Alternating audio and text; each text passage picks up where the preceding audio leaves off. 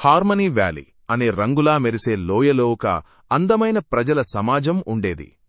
అక్కడ ప్రతి మనిషి ఒక సత్యాన్ని బాగా అర్థం చేసుకున్నాడు. తమ పనుల ప్రతిధ్వని మొత్తం లోయలో వ్యాపిస్తుంది. చిన్న ఎలారా, ఆమె కన్నులలో ఎప్పుడూ ఆసక్తికు తూహలం మెరిసేవి. గాలులు పురాతన కథలను చెప్పినట్లుగా ఆమె విని ఆనందించేది. ఒక ప్రకాశవంతమైన ఉదయం. సాధారణంగా స్వచ్ఛంగా మెరుస్తూ ఉండే నది కొంచెం మురికిగా కనిపించింది. ఎవరో నిర్లక్ష్యంగా పండ్ల తొక్కలు నదిలో వదిలేశారు.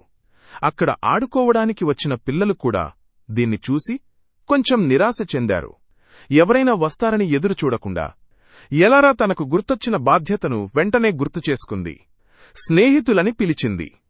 అందరూ కలిసి ఆ తొక్కలను సేకరించి కంపోస్ట్ బిన్లో వేశారు.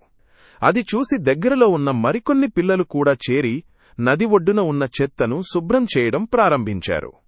పంచుకోవడం మరియు జాగ్రత్త. కొంతసేపటికి మళ్లీ నది పారదర్శకంగా మెరవసాగింది. అప్పుడు ఎలారా గ్రామ కథకుడు పాత వ్యక్తి ఫిడ్జ్ గారిని కాస్త దిగులుగా చూస్తుంది. ఆయన అద్దాలు పగిలిపోయాయి. కావున సాయంత్రం చెప్పడానికి కథలు చదవలేకపోయారు. ఆయన సాధారణంగా అందరికీ ఎంత ఆనందమిచ్చేవారు. సహాయం చేసే చెయ్యి. ఎలారా ఒక్క క్షణం కూడా ఆలస్యం చేయలేదు. ఆమెకు తెలుసు, మెవ్వమ్మ మే వద్ద ఒక స్పేర్ గ్లాసెస్ ఉన్నాయి. మామ బెన్ చిన్నపాటి వస్తువులు బాగు చేయడంలో చాలా నిపుణుడు.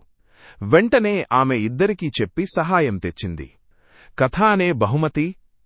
త్వరలో ఫిడ్జ్గారి పగిలిన అద్దాలు మామ బెన్ చేతుల్లో మళ్లీ సరిచేయబడ్డాయి. ఆ రాత్రి మెరిసే నక్షత్రాల క్రింద గ్రామం మొత్తం చేరి ఆయన అద్భుత కథలు విని ఆనందంతో నిండిపోయింది.